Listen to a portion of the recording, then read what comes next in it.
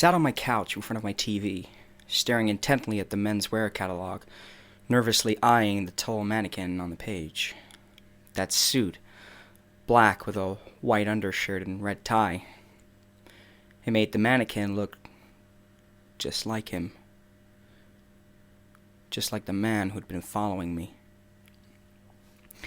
It all started about a month ago. I was walking my dog in the park when he started to go crazy. He darted off into the nearby woods and I lost sight of him. After a few hours of searching, it was getting dark and I decided to give up. He would probably come home. Dogs always do. I walked back out into the park, onto the cement path. It was about 7 o'clock and the park was dimly lit by the poorly maintained lampposts. That's when I saw him.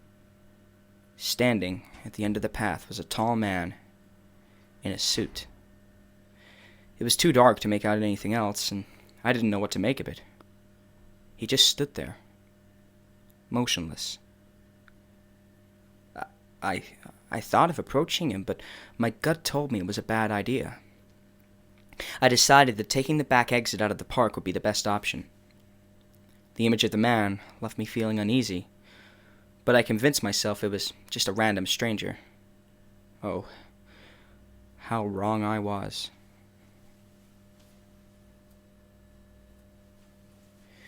A few nights later, I was just about to go to bed.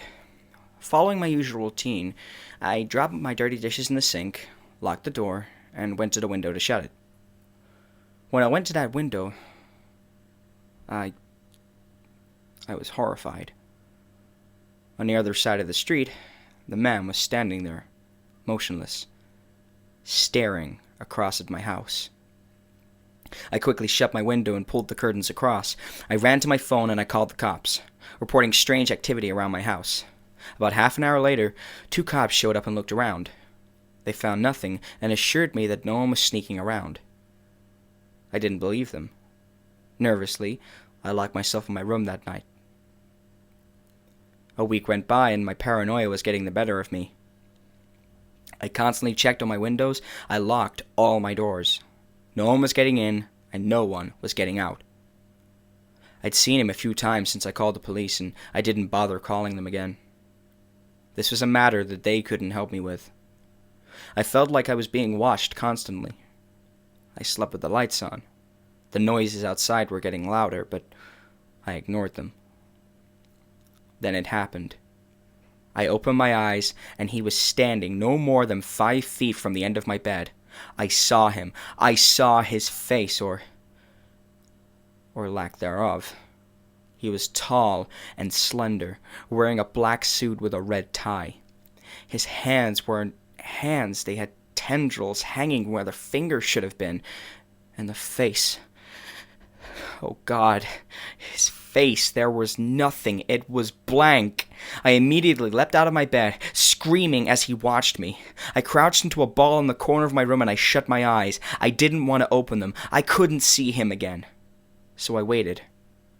When I opened my eyes, it was morning, and he was gone. The incident that occurred that night shook me to my core. I boarded up my doors and windows, grabbed my father's 12-gauge from the attic, and it brings me to now. I'm sitting here, looking through old magazines and catalogs. I can see his reflection in the screen of my television. I know he's standing right behind me. I don't want to see him again. God, I don't want him looking at me anymore. You know, the shotgun is loaded. Maybe if I just put it in my mouth and pull the trigger. Yeah. I think I'll do that.